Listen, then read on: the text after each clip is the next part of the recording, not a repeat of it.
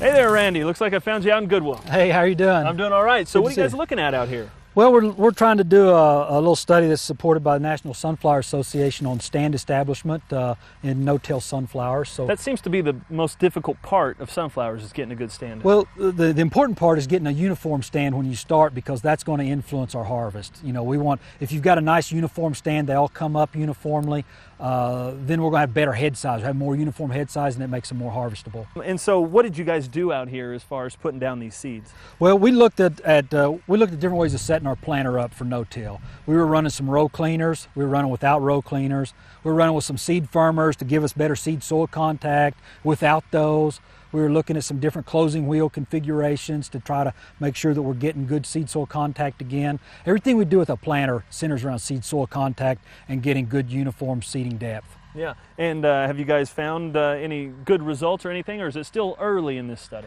Well, it's still pretty early in it. Well, I mean, we're here today, we're going to measure some plant spacing to see how uniform we are down the row. We've taken some emergence data, so we kind of watched it coming out of the ground, and you kind of babysit the plants, you know, early on, because that's what we're interested in. Two things we're interested in with seeding systems are uniform emergence, both in time and in space. Yeah. So we want all of our plants to come up within a very short window. We also want them to come up uniformly down the row. Now show me what you're talking about on that. And so if we look at our plants, I mean, what we want is, we want good spacing between the plants. I mean, some people will tell us they have to be perfectly spaced, but that's not true. I mean, we just look at them and say, you know what, we shouldn't have 2 or 3 plants here really close together, maybe like we have right here. And then we also have this little one right here that came up, and probably came up late.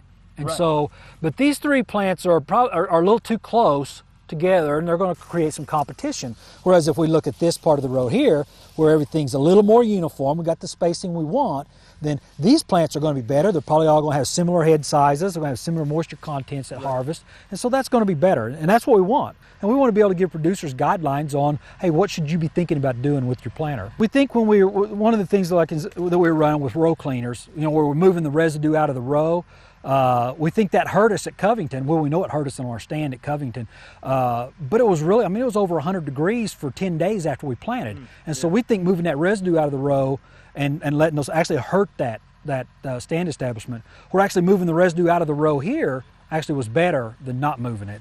And so I think that, you know, our take-home message right now is for a double crop environment in north central Oklahoma, where it might be a little hotter in that post-wheat harvest time frame, maybe a row cleaner is not a good idea, which is, you know, I've pushed row cleaners for a long time and cleaning residue out of the way, so we may rethink a little bit of the stuff we're doing, and we'll keep looking at that in the future as well, next year as well, so see if we get the same thing. All right, Randy, appreciate it. Good luck out here. All right, thank you.